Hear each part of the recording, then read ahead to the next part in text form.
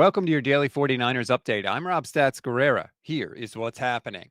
The season hangs in the balance tonight, and the 49ers finally got some good injury news for a change. ESPN Insider Adam Schefter tweeted around 4 a.m. Pacific time that running back Isaac Guerendo is going to try and play tonight against the Rams. According to sources, Schefter wrote, Guerendo insists that he, quote, feels good. For what it's worth, Guerendo has insisted he's going to play all along. He said after the Bears game that he was fine and the Niners were just being extra cautious with him. He's going to give it a go in a huge game for the Niners. If he can't finish the game for whatever reason, it'll be Patrick Taylor Jr. and Izzy Abanikanda backing him up. As for the other injuries for the Niners, Trent Williams, Ben Barch, and Malik Mustafa all will not play in the game. 4 players are questionable. Nick Bosa, Dre Greenlaw, and Khalil Davis. Technically, Isaac Guerendo is one of those players, but you already heard about him.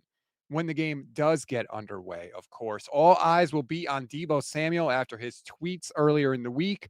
For what it's worth, George Kittle says Deebo could break out tonight.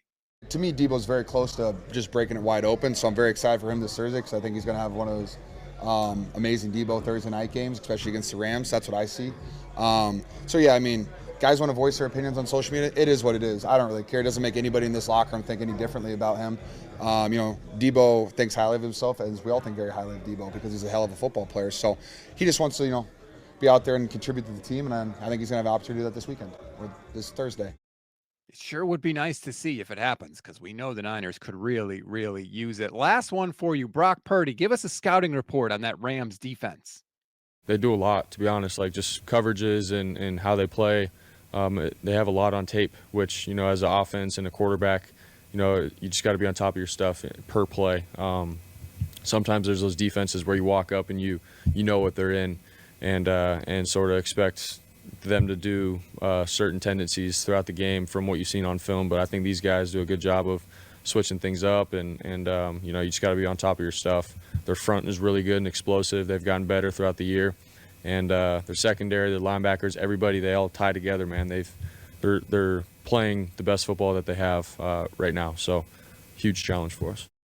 They did just give up 42 points to the Bills, but that, of course, was the Bills and Josh Allen. It may take 35 or 40 if the Niners are going to win tonight. They're capable of it. We'll see if they can actually do it.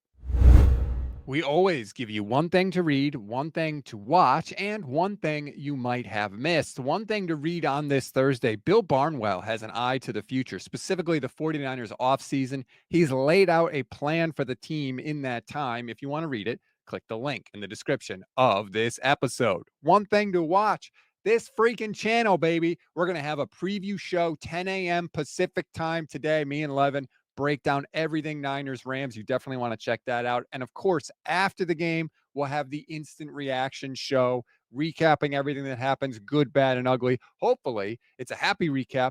But regardless, if it's a therapy session, we are still here for you. Make sure you check that out immediately following the game. One thing you may have missed, congratulations, Yetur Gross-Matos. You are the NFC Defensive Player of the Week. You were the only player in the NFL in Week 14 to have 3 sacks and the only player in the NFC with at least 2 sacks and 3+ tackles. A little bit of trivia for you. Gross-Matos is actually the second 49ers player this year to win Player of the Week. The other, Jake Moody after Week 1, just like we all had on the bingo card. Gross-Matos and Jake Moody as the Niners Players of the Week. That's a wrap on today's 49ers in 5. Please rate, review, and follow the Gold Standard Audio Podcast wherever you get your pods. Like and subscribe to the YouTube channel as well. Click the bell to get notified when we're live, which is every single weekday after every Niners game and after all Niners breaking news. Enjoy your Thursday, everybody. I'm Rob Stats Guerrero. We'll talk later today.